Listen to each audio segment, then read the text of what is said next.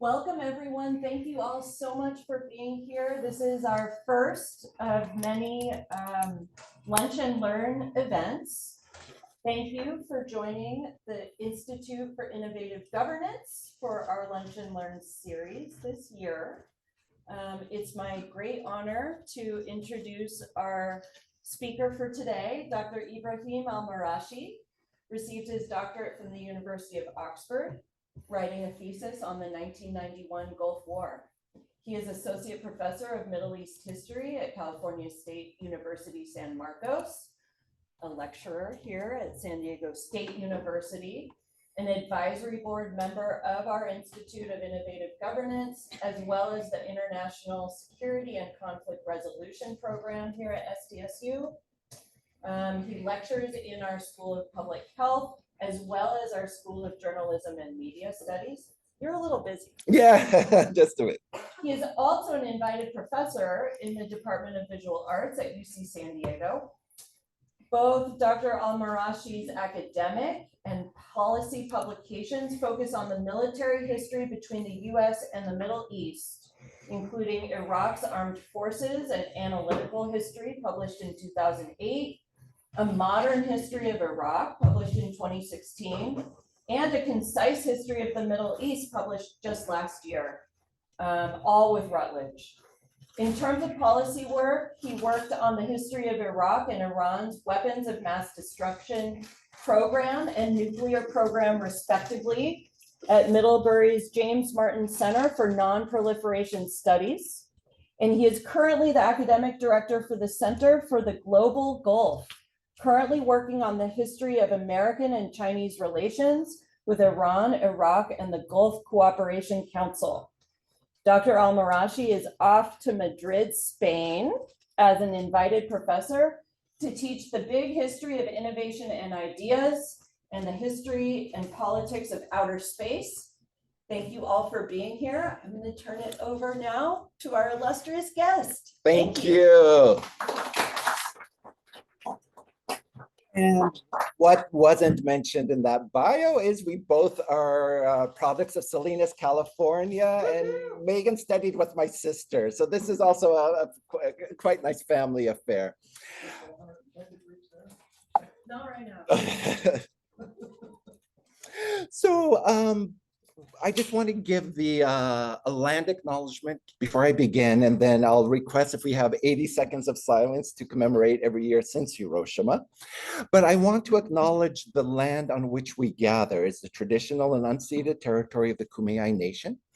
I want to pay respect to the citizens of the Kumeyaay Nation, both past and present, and their continuing relationship to their ancestral lands. So once I've done that, if you've noticed, I'm wearing in honor of Hiroshima, the symbol of resilience of Hiroshima and Nagasaki, the Japanese cranes. If I could just request if we could have 80 seconds of silence to commemorate every year since then.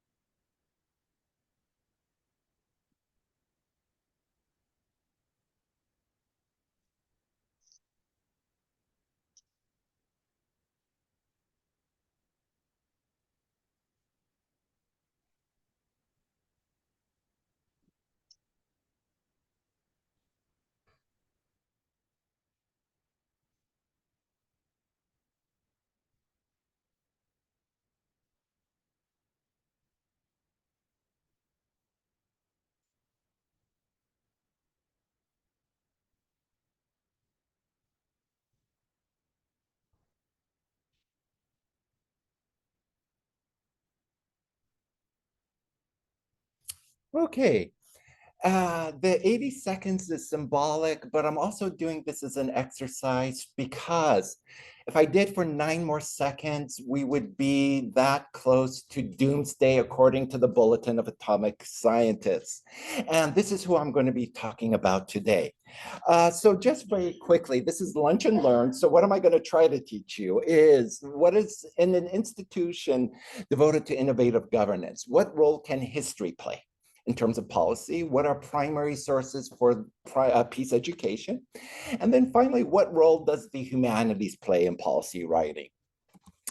So very simply, I'll begin with a good example. And if we have time towards the end, maybe I'll show some videos. But my plagiarized work was used to justify the war in Iraq. Well, maybe we have time for one video. Let's see if I could get the sound to work. Let's see if I could just show maybe one video. The government's okay. And I just need to share. I think you could. To share, please install the Zoom audio advice. No need. Cancel. And let's try this. If not, no worries. I think it works just on your computer. Yes, it should. Wonderful. Well, the screen should change. So they might not be able to hear it, but let's see if they can hear it through the microphone. Carefully coordinated propaganda offensive took an embarrassing hit tonight. 2023 in the United Nations. The government's carefully coordinated propaganda offensive took an embarrassing hit tonight after Downing Street was accused of plagiarism. Apologies.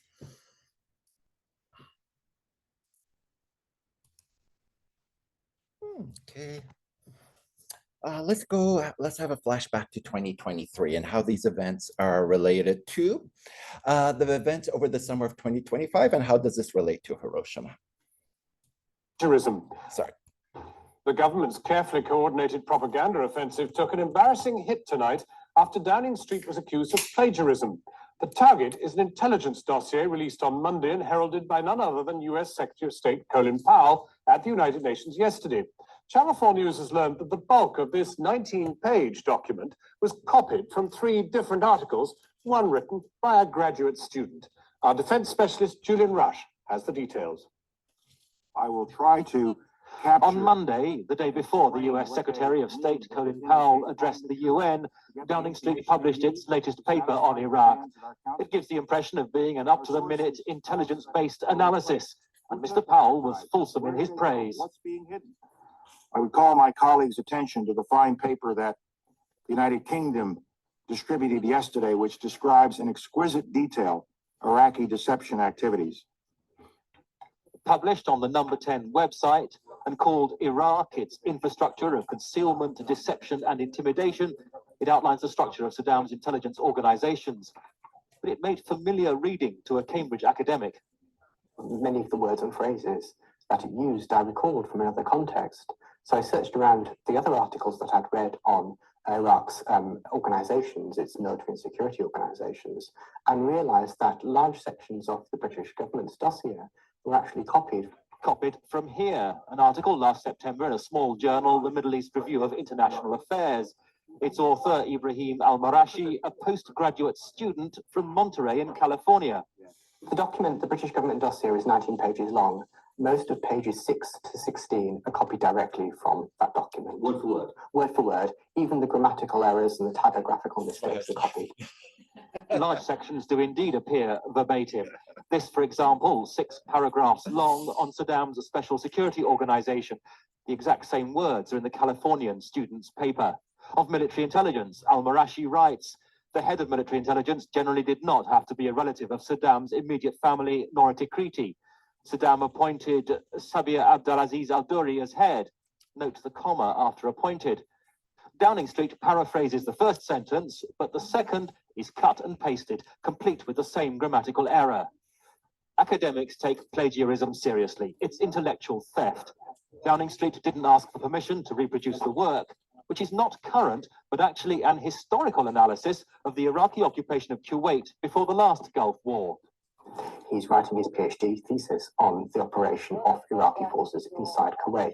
and his primary source of information is documents captured from the Iraqi government in 1991. The information, therefore, that he is using is 12 years old, and he acknowledges this in his article. The British government, when it transplants that information into its own dossier, does not make that acknowledgement. So it is presented as current information about Iraq's current security services, when really the information that it is using are some 12 years old. Downing Street copied from two other articles from the magazine Jane's Intelligence Review. Its editor is happy to be quoted, less happy at the selective way some parts were edited. What you need to look at is exactly how it's been compiled and collated. And the questions that you're asking about, has certain things been selected for spin, are right questions to be asked. In several places, Downing Street edits the originals to make more sinister reading. Number 10 says the main intelligence agency is spying on foreign embassies in Iraq. The original read monitoring foreign embassies in Iraq. And the provocative role of supporting terrorist organizations in hostile regimes is weaker in the originals, aiding opposition groups in hostile regimes. Part of the article. And an original phrase describing a group made up of bullies and country bumpkins is in number 10's version, just bullies. Editing to make Saddam's apparatus look more terrifying, raising questions about the way number 10 is spinning the justification for war. Julian Rush, well, I called Downing Street for reaction. No minister was available, and intriguingly, actually the Tory opposition didn't want to talk about it either. Downing Street offered this statement. Our report was put together by a range of government officials. The report makes this clear. The contents were drawn from a number of sources, including intelligence material. First paragraph only, I gather. The report does not identify or credit any sources, nor does it claim exclusivity on its contents. We consider the text as published accurate. The Downing Street spokesman would not be drawn on whether this included the typos and spelling mistakes. Okay, so that is, I say, This week has seen tragedy. one of the best examples I could personally give of the relationship between history and policy, because just to give you the background, at that time, I was in Monterey, California, working. When the plagiarism occurred, I was at the Center for Nonproliferation Studies, working on weapons of mass destruction programs. But at that time, I was also a historian at the University of Oxford. And this is just the perfect example of why a historian's work was valuable. Now, it's embarrassing that I got caught using improper commas, especially since I have somebody from the English department here. But nevertheless, so in this article here, it's not so much of the plagiarism I want you to focus on, but also a vial of a sarin that Powell is holding. Now, of course, it's a simulacrum. He didn't bring in that much sarin into the UN General Assembly, but the symbolism of this sarin back in 2023 really comes back full circle to today's lecture, and it's full circle in this regard. What I had published in Maria was to take my historical research and do policy writing. Okay, that policy paper was plagiarized by the British government, okay, and then handed to the US. Okay, the lessons weren't taken from my policy paper. This is the irony. The irony is this, and this is the lessons for what happened over the summer in 2025. In the summer of 2025, okay, the world held its breath. We were on the verge of World War III, it was feared. Okay, but the actions against Iran's nuclear program is an example of what's called counterproliferation opposed to non-proliferation. Okay, so the policy that was pursued by Israel and the US is an example of counterproliferation. Non-proliferation would be using diplomatic tools like the Non-Proliferation Treaty to monitor and curtail the proliferation of nuclear weapons. Counterproliferation is when you use armed coercive violence to destroy those weapons, whether allegedly or whether they do exist. Okay. My research at Oxford was looking at how Israel pursued counterproliferation in 1981, and it backfired. The lessons of the 1981 air raid, a very similar air raid that destroyed Iraq's nuclear facility, was this. You could destroy a facility, have a seat.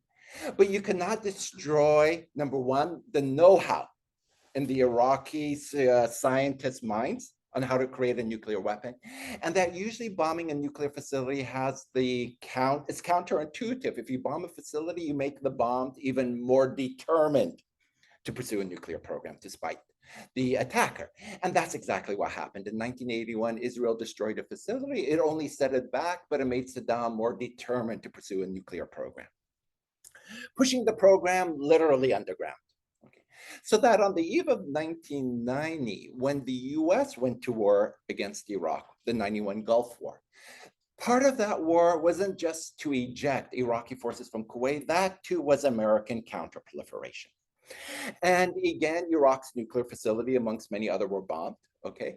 But still, in terms of achieving the objective, it's only non-proliferation that worked, and that a UN inspection team had to go on the ground to make sure how much damage was done. And in fact, did Iraq renounce its weapons of mass destruction program? And again, this was the other great mistake, the failure of using primary sources. Okay. Instead of waging another war in 2003 to eliminate Iraq's weapons of mass destruction program, all the US and the UK had to do was not just look at my research, but to look at a primary document I had used in my research. And it was this: a defector from Iraq, Saddam Hussein's son-in-law, who in 1996 said, "We destroyed all the WMD infrastructure." That document wasn't looked at, and probably for very political reasons, if it was known at for all. And as they say, the rest is history. The 2003 Iraq War happened with everything that ensued. And of course, this is a and what's called the op-ed, the opinion editorial essay. Okay, you write op-eds to influence policy. I had written this on the 20-year anniversary of the Iraq War. And it was also the 20-year anniversary of me writing op-eds. I got published in the New York Times. Okay, the creme de la creme of opinion editorial writing back in 2023. So this is the research behind the research. I'm not flexing. I haven't got published since then. In the New York Times, that is. That was a once in a lifetime, apparently, coup, and I owe it to the British government, okay? But let's begin. So if you go to the website of the Institute for Innovative Governance, what I'm trying to do today is give a bit about research and what does it mean to be innovative. What do we mean by innovation?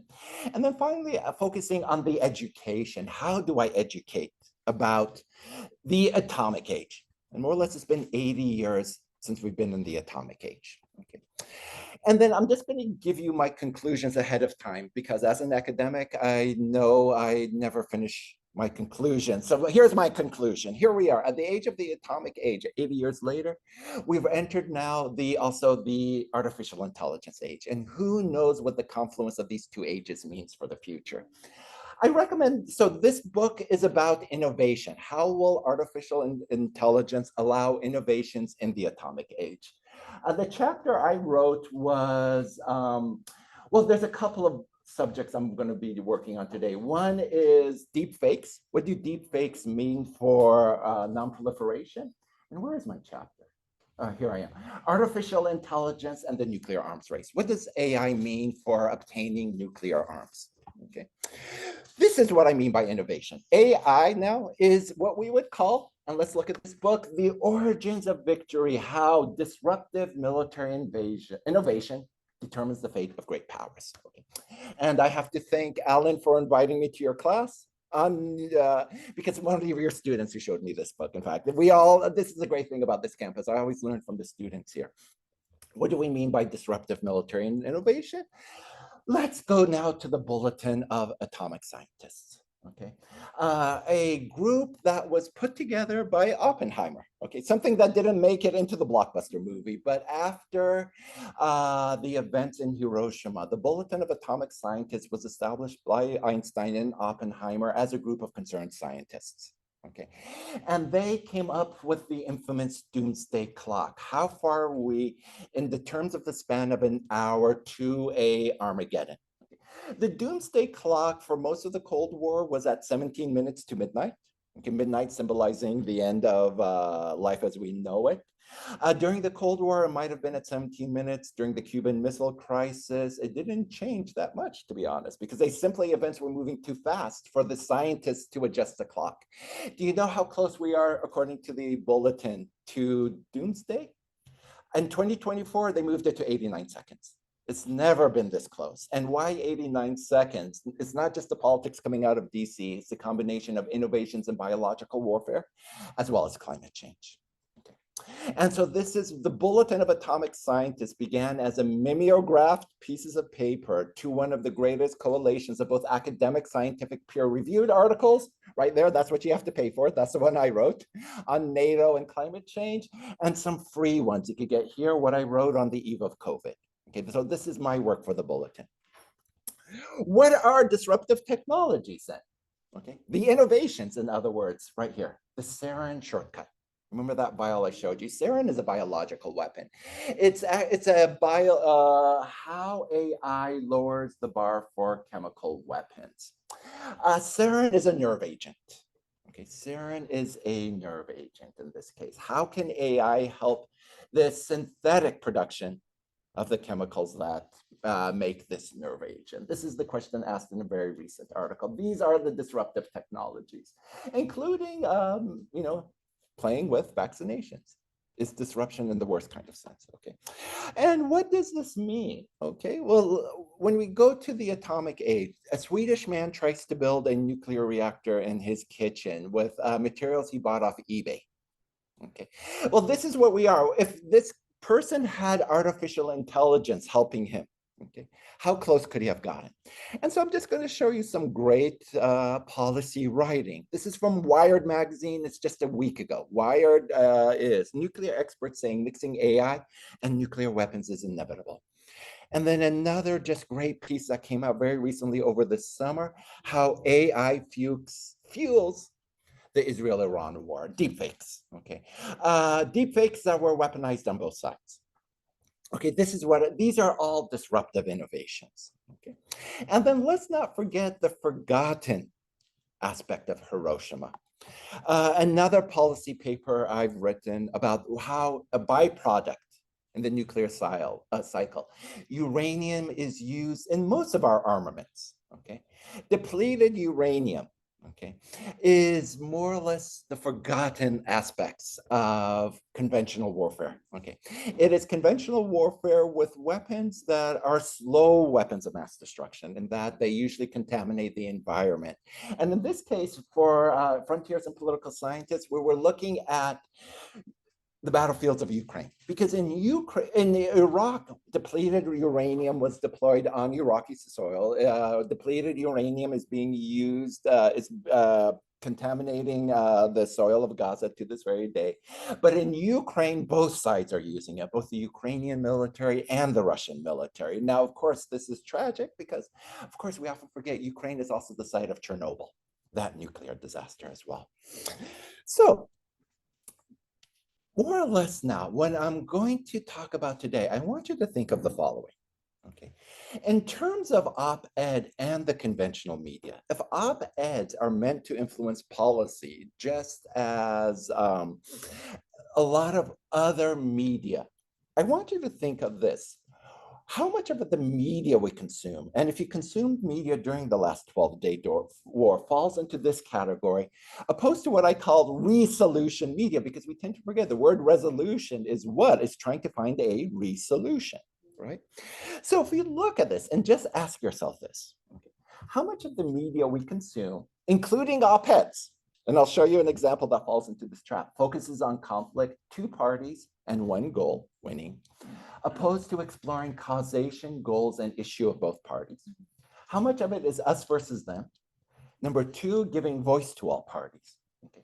Number three, sees them as the problem. Number three, sees conflict, war as the problem. Number four, dehumanizes them. Number four, humanizes all the parties. Number five, focus on combat. Number five, focus on peace efforts. Number six, focus on our suffering versus focusing on all suffering, children, women, and the vulnerable. Otherwise, what's known as human security. Opposed to number six, national security, you see. Okay. And the whole point is I'm going to show you an op-ed that very much did a really good job, I would argue, of being in this category. Okay. It wasn't published in the mainstream media. Okay. And then I'm just going to show you other examples that usually, this is the default setting, the de facto mode, okay? So in other words, when I published this op-ed, an Iraqi and Iranian, we are talking about a legacy here. Okay, and the legacy of this is, what's causation? So here's an example of looking at number 2. As an Iraqi and Iranian writing op-eds together, Muhammad Islami is an Iranian, of course I'm of Iraqi heritage, is this. When did this problem begin? When does this problem begin, the so-called 12-Day War? Well, it began with the longest conventional war of the 20th century.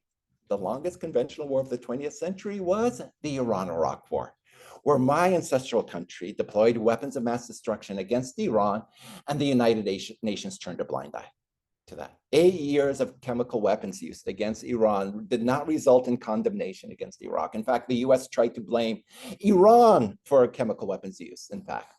And you have to understand, if Iran were to pursue a nuclear program, it's in response to that trauma, that would chemical weapons ever be dropped on Iranian soil if Iran had a nuclear program. Okay, so that's causation, okay? And so now we begin with the following, okay? What's the role of history, okay? So basically what I'm gonna argue is that the dropping of the atomic bomb really came out of what I call Europe's 30 Years' War, that really World War I had its roots in conflicts in the Balkans that began in 1912. Okay, that Gavrilo Princip didn't start World War I. He was part of a structure of a theater of conflict that had been in consistent turmoil since 1912. Okay, Europe's 30-year war ended with the dropping of the atomic bomb, but then it initiated another war. Okay, and we'll look at that war. But the following is this: studying history in this case now, what I'm going to be introducing you to will sometimes make you uncomfortable. Studying history will sometimes make you feel deeply upset. Studying history will sometimes make you feel extremely angry. If studying history always makes you feel proud and happy, you probably aren't studying history. And I love it, it's a librarian who gave us this reminder. Okay, so let's begin our history tour. So usually to break the ice, I start with this. Modern life sucks so much. I wish I lived in the past. Okay, and this is the past. Now, of course, here begins the peace education. Why do I show this slide? Because this was actually produced in the past. It was a primary source, right? But what does this teach us about warfare in the past? Come on in. I want you to see, where did the mass and weapons of mass destruction come from? Well, let's interrogate it. I want you to notice how nobody wears a uniform in this medieval era image, right? Nobody wears a uniform. Okay. The weapons aren't mass produced in a factory. Okay, that spear is not mass produced. Swords were produced by individual blacksmiths. It's the reason why Smith is the most common last name in the English language. And this person could only impale so many people at one time. Okay. This is the condition of pre-mass, or let's say we could say pre-modern. Now, the fact that these people are not uniformed, let's jump to 1937. I'm going to show you a group of other soldiers who are not uniformed. Okay, and the soldier I want you to look at is right here, not wearing a uniform. This is a militia in Spain. Okay, and in 1937, who is this soldier in Spain? His name is Eric Arthur Blair. You know him by his pen name, George Orwell. George Orwell was a veteran of the Spanish Civil War, and I want you to imagine what his experience as a veteran. And we tend to forget how many veterans wrote fiction to deal with their traumas. 1984 is a product of that. J.R.R. Tolkien was a veteran of World War I. And then I'm going to show you, he's ununiformed, but I'm going to show you another uniform veteran of World War II.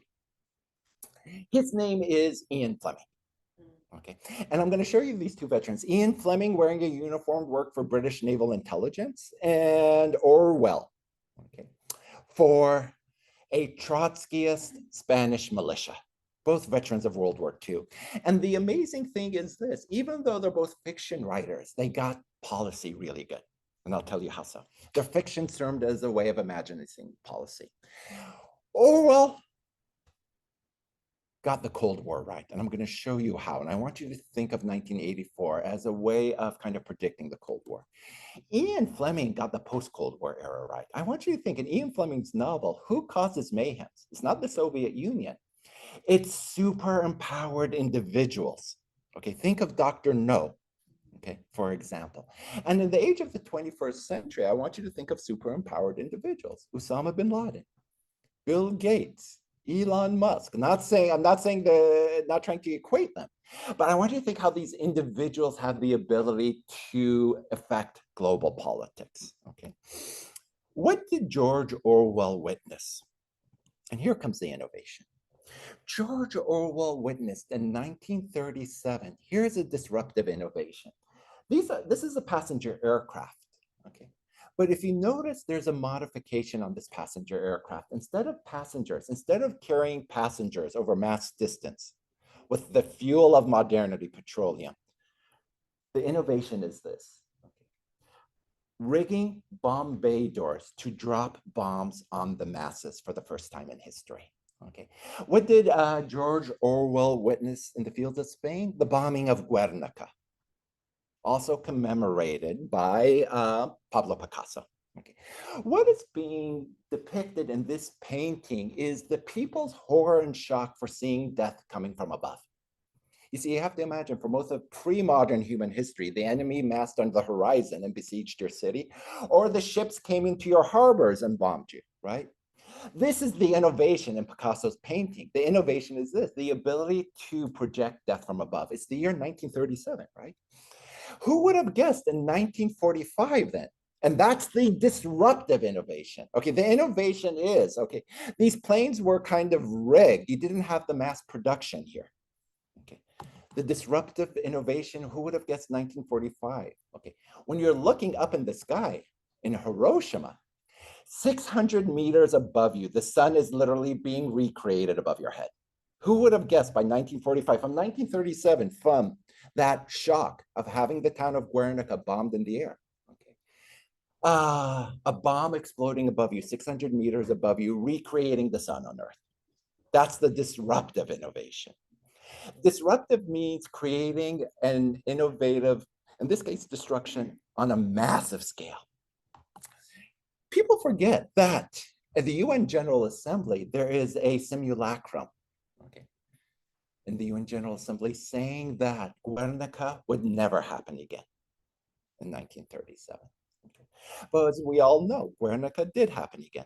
Remember Colin Powell, when he went to the UN General Assembly with my plagiarized document and that simulacrum. I'm sorry, it wasn't sarin. It was supposed to be a simulacrum of anthrax. My apologies. Okay. He would not take pictures like this guy did in front of this. This is my ex-girlfriend's rebound guy. Okay. I joke. Okay, just say, okay, you guys aren't paying attention. All right, very good. He did not take pictures in front of this on this podium, because what did Powell know? That Guernica would be repeated again over the skies of Iraq. Today, Guernica is at the Reina Sofia Museum in Madrid. And if you see, it is a massive painting. This was not meant for a private gallery. It was supposed to teach the masses of the horror of aerial warfare. And I like this. This is the picture my student took.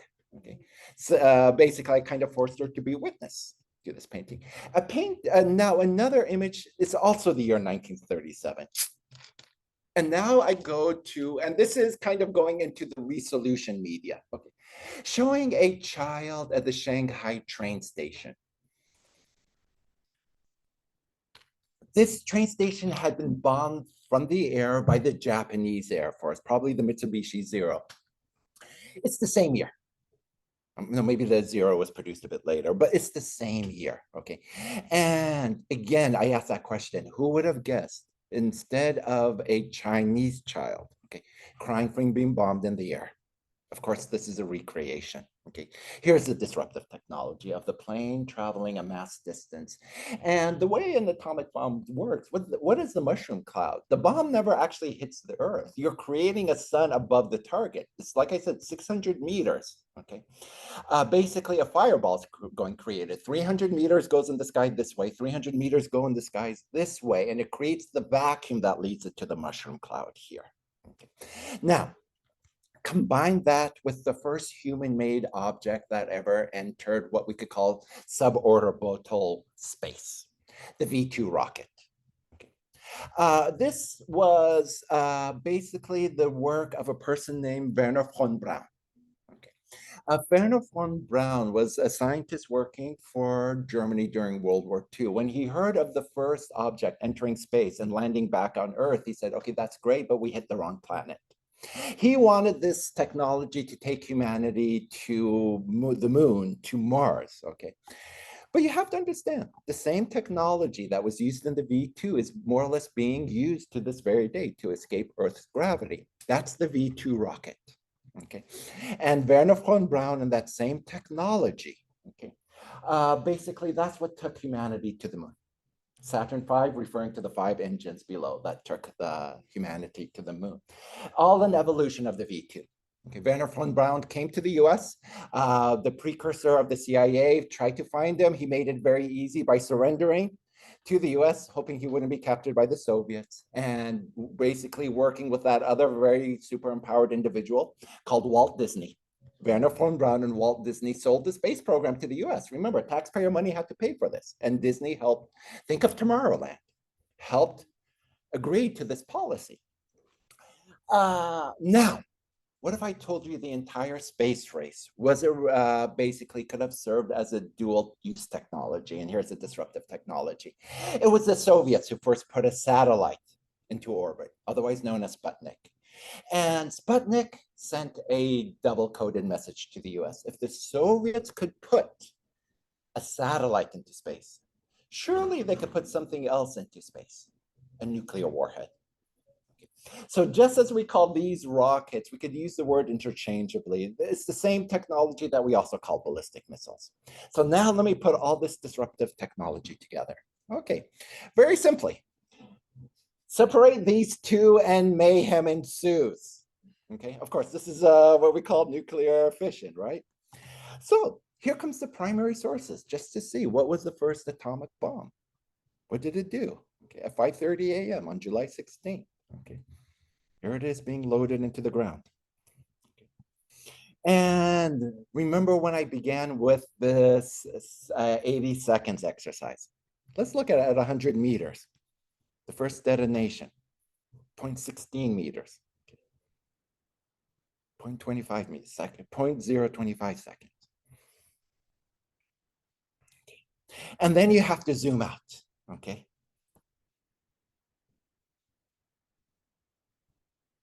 See what happens. Here we are now at 6 seconds, 9 seconds, 10 seconds, 30 seconds. This kind of gives you what happens, okay, during this for the first time in human history. Okay. And you know where this is. So here we go now. 80 years ago, this was Hiroshima. Okay. And somebody went to Hiroshima. What I'm also going to look at, and you have to realize when I say sometimes art is a way to deal with trauma, the director of Godzilla. Okay, I want you to think in the original Godzilla series, what is Godzilla? It's a mutant lizard that witnessed an atomic explosion, an atomic test. Okay, that's the basis of the film. Now, where is this? That's Hiroshima. Where's this? Which city is this? 50 years ago, Hiroshima and Nagasaki. That's a good guess, and I'm tricking you. Yes, that's Dresden. That's Dresden. Now, what I'm trying to show it to you is this, right? In terms of mass destruction, right? What was shocking about, in terms of obliterating a city off the face of the earth, was this was done over a night with 100 bombers, the span of a night. This was done in the span of less than a second, you see, with a single bomber. Okay. This is what it represented, not in terms of the death. The firebombing of Tokyo probably killed more people than Hiroshima. It was the ability to inflict death. Now, in the case of Dresden, and now I go to the first example of war media. Let's look at Singer. Why drop all of this in Germany?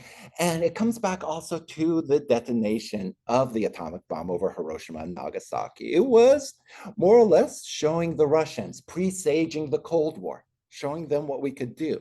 So from P.W. Singer, one of the greatest tech innovative writers there is, right? I go back to 1945 and I argue one of the greatest op-eds ever written by George Orwell. And I'll tell you why this is such a great op-ed. You and the atom bomb for the Tribune in London, 19 October, right? Look what he predicts, okay? And now I'm saying Orwell is going into, this is not only policy writing, right? He is doing good conflict management and analysis. And here it goes. Basically, he predicts, okay, that because it requires such an industrial effort, only probably in my lifetime, 3 or 4 countries in the world are going to get the bomb, okay? It won't reverse history. A lot of people, the term atomic age suggested a reversal of history. It will simply intensify trends, okay? And basically he does this. He says the history of civilization is a history of the innovation in warfare, okay? Gunpowder overthrew feudalism, okay? The American and French revolutions were born with the musket and the rifle, okay? What does he predict? Okay. Suppose the great nations make a tacit agreement never to use the atomic bomb. Okay. And we tend to forget H.G. Wells was another great science writer at the time. Think of War of the Worlds was a reference, a euphemism for the British extermination of the population of Tasmania. Okay. H.G. Wells was very skeptical of the first attempt at a multilateral body. For those of you doing poli-sci, otherwise the liberal institutional school of international relations. That's for you, Talia. Okay, he was very skeptical of the League of Nations, H.G. Wells. Okay. Anyone seeing the ruined cities of Germany, let's go back to this, will see this notion as possible. We'll enter a state of Cold War. People forget, it's Orwell that gave us the term Cold War, the term that guided policy for the next 4 decades we owe to George Orwell. Okay. That it will be a peace that is no peace. And I want you to think by 1949, he contracted tuberculosis. He finished 1984. But if you look at the map of 1984, right? Remember, where did our main airstrip 1 was part of Oceania? These 3 blocks in constant alliances, shifting alliances. He pretty much got the Cold War alliances, you see. Okay. Red, blue, and fighting everything else over in gray. Okay, otherwise what we call the Third World. Somebody else really got the Cold War as well, Carl Sagan. Carl Sagan also predicted nuclear proliferation in quite a profound way. Okay, so, and this is the causation. Okay, again, just to lighten up the atmosphere here. So yes, of course, the Americans had their bombs and then the Russian had their bomb eventually by 1949. But you see the maddening logic of nuclear proliferation, right? It was only a matter of time. This was dropped over 19 hours with an aircraft. Can you get this small enough to fit into a rocket that goes into space? You see, this is what the American planners were looking. If Sputnik took something like a basketball into space, can we get these weapons small enough to put them into Earth's orbit and let the power of gravity bring these warheads down upon us, right? And then the other crazy logic was this, creating a nuclear bomb. The largest ever nuclear bomb was called the Tsar Bomba. Okay. And if you just want to look at the differences in terms of the explosion, that's Hiroshima. This is what we're commemorating 80 years later. This is what the Soviets detonated by 1961. This is the maddening logic of proliferation, you see, what George Orwell predicted. But nevertheless, let's go back to in time, okay? When we had the monopoly on the atomic weapon, and this is kind of a lecture on atomic cultures, we celebrated the atomic bomb. There was no moral, I mean, yes, this was a game. It's a precursor to Operation, by the way, if you know that game from the 80s, right? Kids could buy safe, harmless atomic bombs. You could go to the arcade and detonate a bomb over Hiroshima. Okay. We didn't know back then the dangers of radioactive fallout. So yeah, nuclear tests were things that you would go watch. You would take the equivalent of what we call selfies today on the backdrop of nuclear explosions. Yeah, here's a happy family picture. I think this kid looks like he's seen a lot of atomic explosions in life. I'm sorry, I apologize, but there's something not right. Yeah, this is all part of the atomic culture. Now, I want you to think of another art form, Japanese manga. If I said Godzilla was a reflection of dropping of the atomic bomb, for those of you who consume manga or watched anime, I want you to think of this. How much of the dystopian genre begins with aliens destroying the Earth and humanity trying to rebuild from that, right? If anyone has seen Battleship Yamato, right? Battleship Yamato is in reaction to these aliens dropping atomic asteroids on Earth. Okay, so what does humanity do? They resurrect a Japanese battleship to go into outer space to stop the atom bombs from dropping. If anyone has seen the Macross series, otherwise known as Robotech, when it was rebooted in the US, right? Every single one of those 3 Robotech series is the aliens destroy life on Earth. I couldn't think of a better confluence of events. I got this image from what's called Atomic Books. Area 88 is a Japanese manga series where an atomic bomb is dropped in the Middle East, right? And our antagonist fights for a mercenary air force after that atomic explosion. And the most famous, okay, Akira, okay, the most famous referencing to some kind of massive explosion in Neo Tokyo. And then, okay, so now let's combine them to, I want you to think of Barbie versus Oppenheimer. I want you to think about this now from a gendered analysis. All right. One film that kind of attacks systemic patriarchy, Barbie. And what is Oppenheimer? And this is just from a gendered analysis, is how a great man saves America, you see. I mean, you never, if you look at it from that kind of way of telling a story, right? Anyway, so now to conclude, actually, let me go to this. First of all, just a shout out to some events that are happening in the future as we conclude. Genocide could have happened here. On October 2nd, there will be an event commemorating the Cambodian genocide. But why is this important? Because for the 80 years since Hiroshima, one of the greatest weapons of mass destruction were mass-produced machetes in China that was used during the Rwandan genocide for all of the Cold War and our fear of atomic weapons. Okay, and this is something that a bulletin of atomic scientists would miss. It turned out at the end of the day, if you look at the figures, and this was all done with machetes. Okay, 7.3 million people. Okay, out of that, I want you to look at 1.1 being killed with just the old-fashioned machete over 100 days. It's a great reminder. Okay. Now, what does this have to do with the Middle East? Now, I'll end with one disturbing video coming to the Middle East, okay, and the 12-Day War. In terms of policy, and again, is the argument I'm making is that sometimes artists can do good policy work. Okay. And then I leave it open for questions. I'm going to show a very powerful, what I would call visual op-ed, over 3 minutes. Just so I can introduce, Nina Paley is an American animator. She's of Jewish American heritage, but I would say she's more of a feminist into goddess worship. If you looked at some of her other animation, but I want to show this cartoon for a reason. Let me just try to find, and then I'll open up for a Q&A.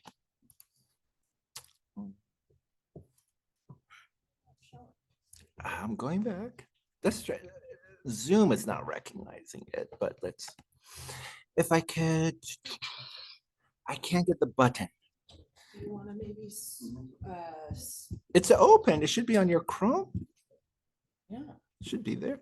Let me try it one more I time. see it right There it is. Yeah. there. Or maybe that's the first bit. There it is. There it is. Perfect. Okay.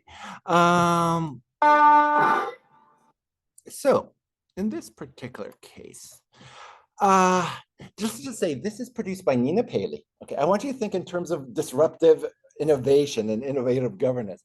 I want you to watch it. Like I said, it's a Jewish American woman who is basically doing policy analysis just like Orwell did.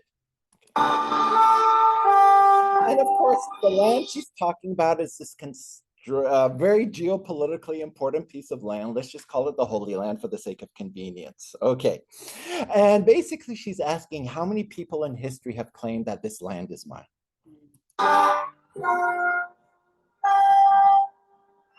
And like I said, she's very much into goddess worship. So there's Mother Earth or Gaia.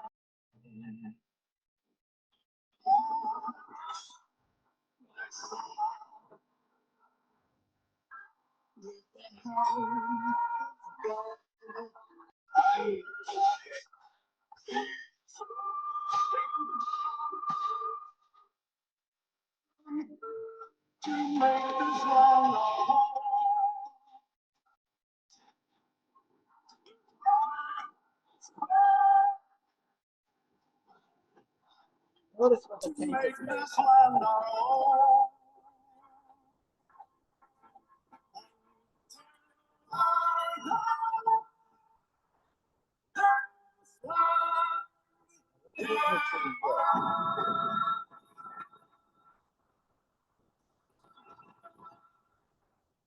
And that's where we are 80 years after Hiroshima.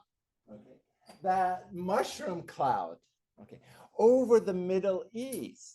When do you think Nina Paley produced this video? The specter of nuclear war and mushroom clouds over the Middle East. Any guesses when she produced all this? You think October 7th? What if I told you 10 years ago? That's what, yes, what if I told you Nina, in other words, what did I say of Orwell? Orwell did good conflict management and analysis. Basically saw all the moving parts and was able to make an assessment. What was Nina Paley doing? Again, like I said, just a graphic artist. Okay. She was noticing, again, think of the resolution media, the causation and focusing on all suffering. It would be very easy to just focus on Jewish suffering or her ancestral. And the song she's using is from the 1960 films Exodus, right? Starring Paul Newman, that was about the state of Israel. And she does something very subversive. She's taking the song that kind of justified the state of Israel to American audiences before the Six-Day War of 1967 and inverting it, subverting it. And so that possibility, that seemed quite a scary scenario over 12 days, over the summer. You could see these conflicts didn't emerge out of nowhere. Anyway, so that's a lecture now on how animation, the op-ed can all be used as good vehicles to talk about our policies today. And so I wanted to thank you for this invitation. I couldn't have think of just not only a tragic way to commemorate Hiroshima, but how very far we have not come, you see, from Hiroshima. Thank you.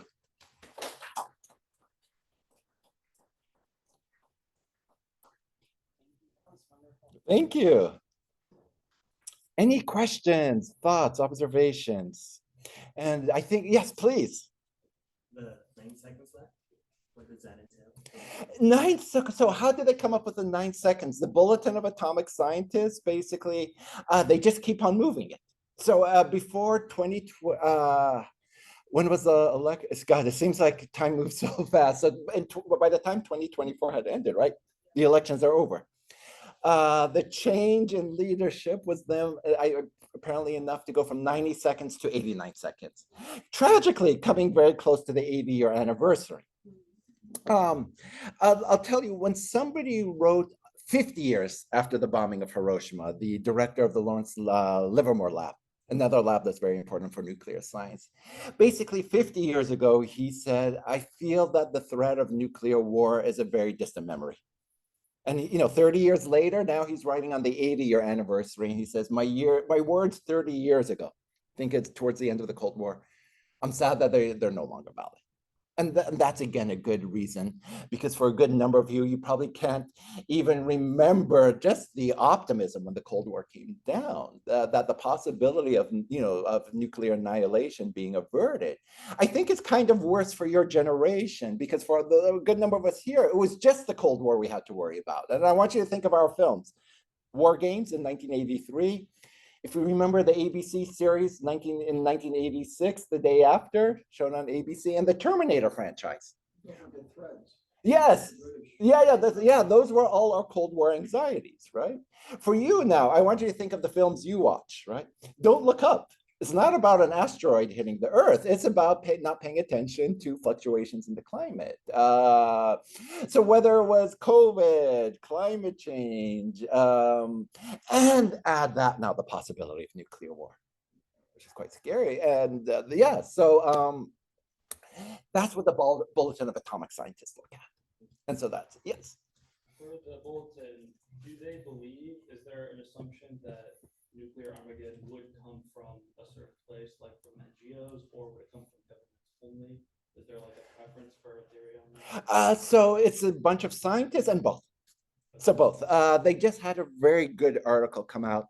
I mean, some parts wrong, but how a dirty bomb could hit the US. That was a threat that really, came after 9/11, but never has that threat now been so kind of a clear and present danger, to take the words of Tom Clancy.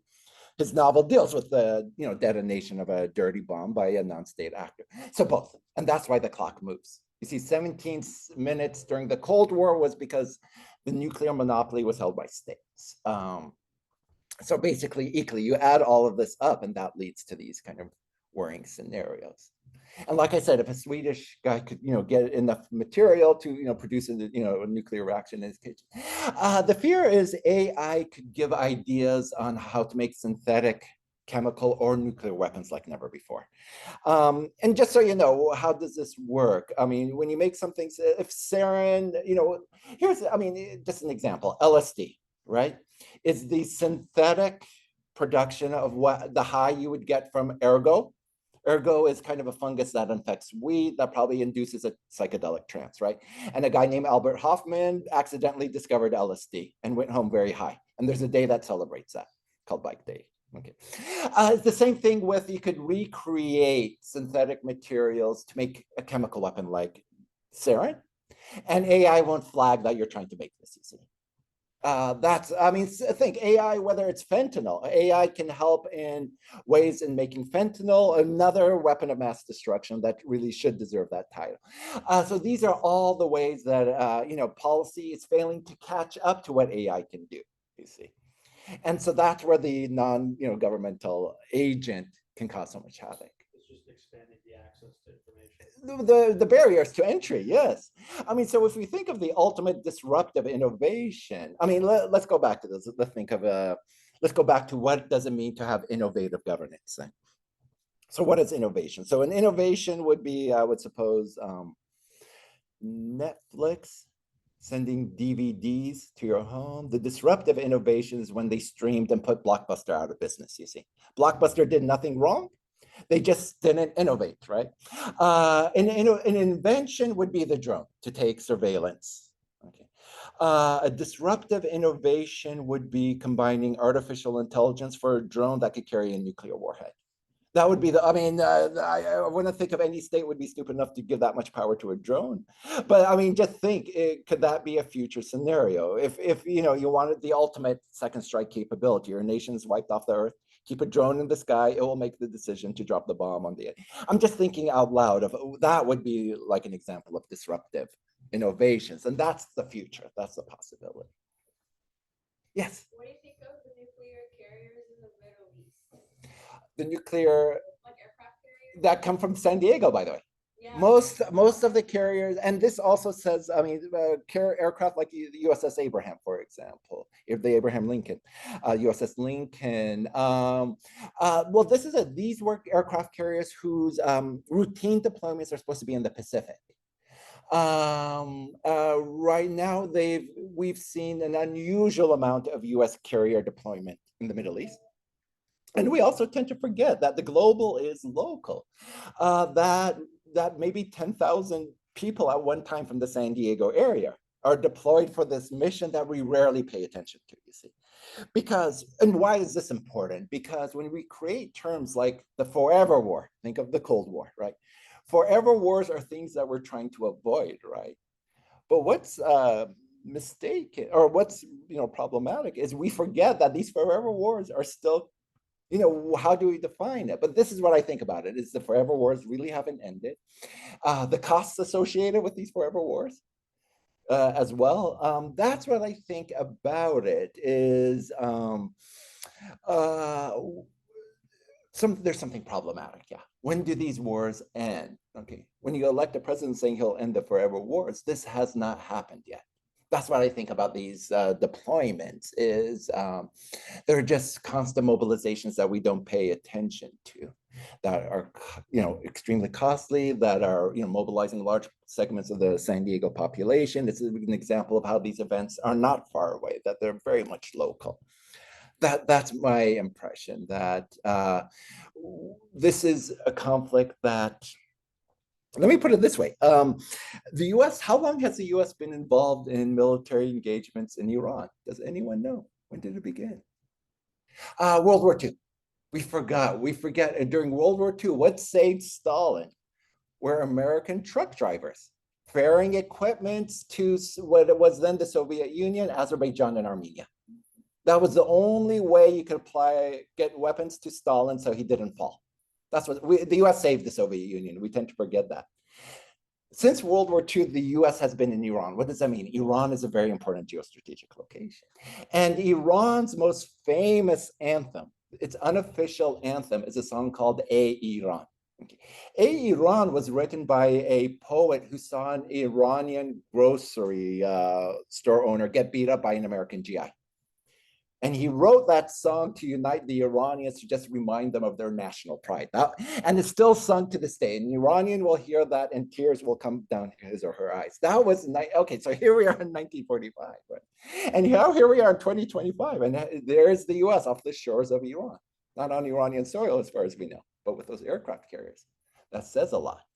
That's part of this, the military history of the US and Iran. Really good question. Yes.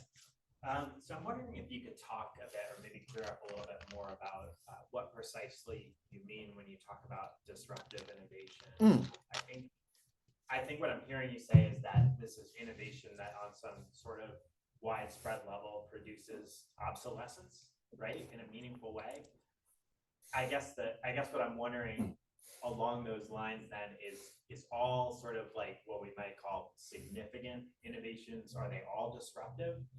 And if so, like, if not, is there kind of like an analog or like an opposite of disruptive innovation, or is this just something that we need to live with and kind of craft our policies around? Oh, okay, this is a really good question. So let's go into, the term was really invented for the corporate world, for the business world. And I think they would have used it for cases like disruptive innovation would be the Apple iPhone making Nokia obsolete. Okay, Nokia did nothing wrong. They created a good product, right? But Nokia just recently went bankrupt, and the CEO said, I don't know, we did nothing wrong. How did this happen? So that's the obsolescence.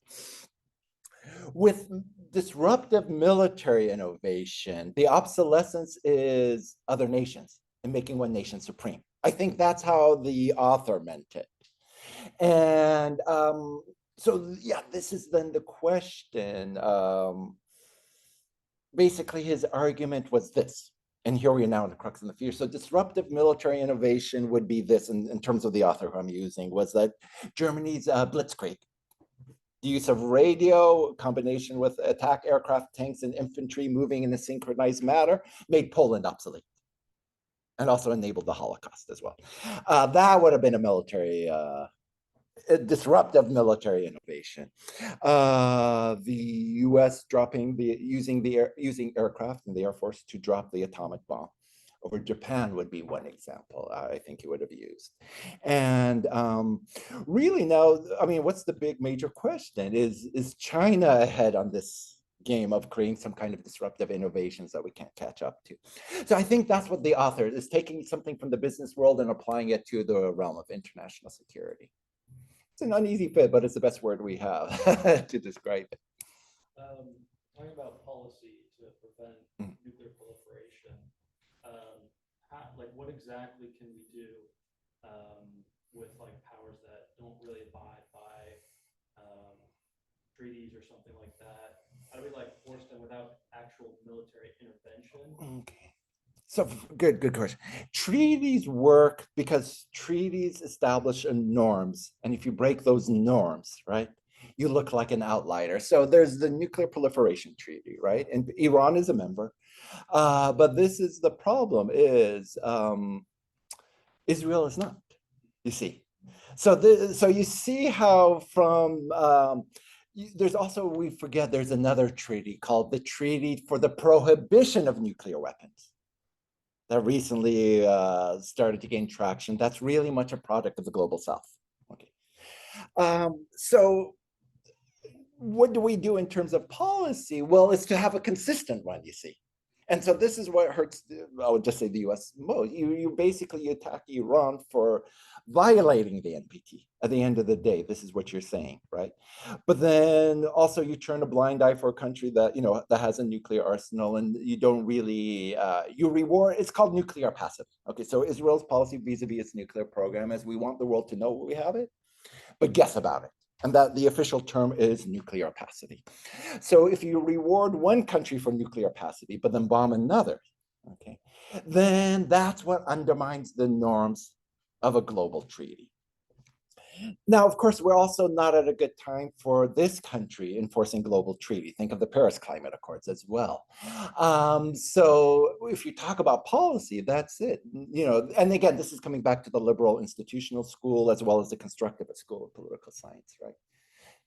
When Russia like threatens like nuclear attacks or something, what should be like the proper response from the U.S.? What like actions should they take? Okay, so I mean, again, then, but you're talking about which administration. So when those threats were made, this was back in 2022, right? So there was objections then, and then now, of course, you have an administration that doesn't really punish Putin for anything he's done, right? So again, you don't have that consistency. But here comes a historian in me that would just say, this is the problem when we focus too much on the present. We tend to forget Russia after the Cold War was not only a good adherent of the NPT, it was a really, you probably have trouble imagining this, but after the Cold War, in terms of what's called from swords to plowshares, the USSR briefly, but then Russia was converting the fuel it was using, the nuclear material for weapons, into fuel that would be used for US civilian reactors. It's hard to imagine that there was this golden era where swords to plowshares, what was once swords, would be used for peaceful nuclear energy in the US. And then what happened to this? This is what the question, it's more about how did we miss the opportunities in the past, right? And again, so in other words, there were times where norms were being enforced and it looked like there was good progress. Weapons were being dismantled, reduced. Nuclear weapons were converted for civilian use. And so when I look at Putin in 2022, I always looked at the missed opportunities. Okay. How is Putin calculating the past? What does he look at? And he probably looks at, listen, we behaved according to the game. We, Russia, that is. We were adhering to the NPT. But something happened. And probably from his perspective, he said, you know, you had the introduction of anti-missile defense in Europe that upset us. There was a lot of mistakes made on both sides. So that's what I would react to when Putin says that. The consistency is all around. Yeah. Good. What would you say to someone who says that the war, like efforts to prevent nuclear powers developing other nations, is just like a tactic by global powers to maintain a global power? Well, yeah, that's, I mean, well, that's basically what Iran has been saying for the longest time. And I mean, a good number of nations in the Middle East who want to introduce a nuclear weapons free zone, particularly Egypt, have articulated this. I mean, that you're taking it out of the words of those who really do want to see a nuclear free zone, not just in the Middle East, but around the world. That's their exact sentiment. Any other questions or thoughts? I think you need to emphasize that all of that structure that we had that's hanging by a thread, admittedly, it's still there. Yeah. However, they're going to have a 2026 review conference for the non-proliferation treaty, which all of these objections will come up, and there be at least room for dialogue and negotiation, and that's where one, I think, needs to turn. And Iran has not left the NPT. Yes. That's, I mean, that is huge. Its parliament said, you know, we should leave, but the executive branch still adheres to it, which is even surprising because now even a new wave of sanctions has been imposed by the European powers to the so-called Iran deal. Yet that still is in place. And you know, it was Russia that was objecting to reimposing sanctions on Iran, saying this will hurt the NPT. That narrative rarely gets into the media, though. You see, but you're right. And you know, that's what the bulletin. Coming back to the bulletin of atomic scientists, those scientists after Hiroshima that were trying to craft a good policy, saying it all in terms of Professor Greb's word, hangs by a thread. And that was their, sentiment on August 6th when they were looking at Hiroshima as this structure that emerged after August 6th, barely hangs by a thread. Another question. So the way I see it is like sort of, it's a problem with messaging. I mean, if possible, obviously we have a profound idiot in the office right now, but like how do you, it feels like a messaging problem where people are like, oh, we don't need these treaties, like they're useless. It's like, I don't understand where the disconnect is, because obviously from my point of view, it's like, oh, the Obama-Iran deal was like a good thing. We had supervision over it. We had like a lot of guarantees and it was good, but people don't seem to like it, I guess. I don't know. Okay, so I mean, a couple of ways. I mean, messaging is also coming to this word that we have yet to mention, deterrence, right? I mean, this is the thing, I mean, since October 7th, and this was always Netanyahu's policy, okay, the fighting is stopped until we've established deterrence, okay. Now, what I'm saying is, okay, that's the problem. His use of deterrence is subjective without kind of any objective marker of when does deterrence get established. And I argue that is kind of done on purpose. The minute the war ends for Netanyahu means going back to all these accusations of corruptions that he was fighting off on the eve of October 7th. Right? So messaging, you see, this entire structure of deterrence that was part of the whole Cold War was based on messaging. And fortunately, after the Cuban Missile Crisis, the U.S. and the Soviet Union established, we call it the red phone or the red line, but it was never that. It was a complicated set of communication systems. As far as I know, I'm not sure what exists between Iran and the U.S. Nothing that direct, right? So here are the problems with messaging, right? And that question in terms of deterrence and how do states communicate. Okay.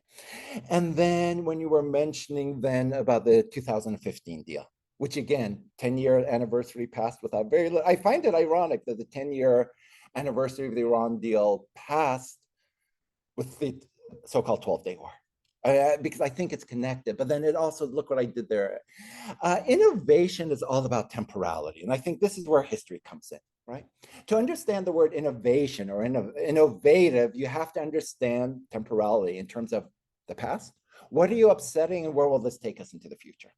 So I'm really glad you asked that. Okay.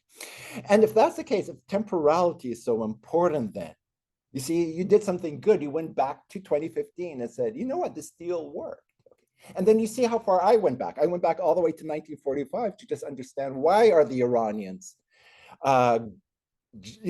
closely guarding their sovereignty. And I'm trying to create this narrative, right, to understand how we get to the present. And once I do that, I can understand going into the future, the effects of the 12-day war will be felt for decades to come, you see. And so I think that's what you did there. That was good. You went back 10 years to that agreement and analyzed it. But in terms of messaging, you're right. We rarely go into the past and appreciate the past in terms of how it gives us context for today's conflicts. The war happened because Iran was going to develop a nuclear weapon, and that's about it. We rarely go into the history of the Iran-Iraq War, how that affected Iranian behavior. So really good questions. Yeah, really good questions. Very good. Any other questions for the time we have left? Well, who knew from Salinas in the good old days when the Cold War was ending, we would end up here years later in San Diego. More fitting topic and speaker to kick off our series this year. Thank you so much, Dr. Al-Marashi. My pleasure. Thank you for having me.